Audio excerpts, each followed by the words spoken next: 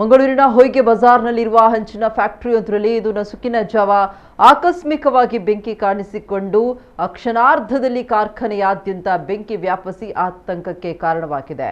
ತಕ್ಷಣವೇ ಕಾರ್ಯಪ್ರವೃತ್ತರಾದ ಪಾಂಡೇಶ್ವರ ಮತ್ತು ಕದ್ರಿ ಅಗ್ನಿಶಾಮಕ ಠಾಣೆಯ ಸಿಬ್ಬಂದಿಗಳು ಸ್ಥಳಕ್ಕೆ ಆಗಮಿಸಿ ಬೆಂಕಿ ನಂದಿಸುವ ಕಾರ್ಯಾಚರಣೆ ಮಾಡಿದರು. ದಟ್ಟವಾದ ಹೊಗೆಯ ನಡುವೆಯೂ ಸಿಬ್ಬಂದಿ ಹರಸಾಹಸ ಪಟ್ಟು ಬೆಂಕಿಯನ್ನು ನಿಯಂತ್ರಣಕ್ಕೆ ತರಲು ಪ್ರಯತ್ನಿಸಿದ್ದಾರೆ. ಕಾರ್ಖಾನೆಯ ಆವರಣದಲ್ಲಿ ಹಂಚು ಸುಡಲು ಸಂಗ್ರಹಿಸಿಟ್ಟಂತಹ ಕಟ್ಟಿಗೆ ಮತ್ತು ಇತರ ವಸ್ತುಗಳಿದ್ದ ಕಾರಣ ಬೆಂಕಿಯ ತೀವ್ರತೆ ಹೆಚ್ಚಾಗಿತ್ತು. ಬೆಂಕಿಯ ಜ್ವಾಲೆಗಳು ಆಕಾಶಕ್ಕೆ ಮುಟ್ಟುತ್ತಿದೆ. ಪ್ರಾಣಾಪಾಯ ಸಂಭವಿಸಿದ ಬಗ್ಗೆ ಇದುವರೆಗೆ ವರದಿಯಾಗಿಲ್ಲ.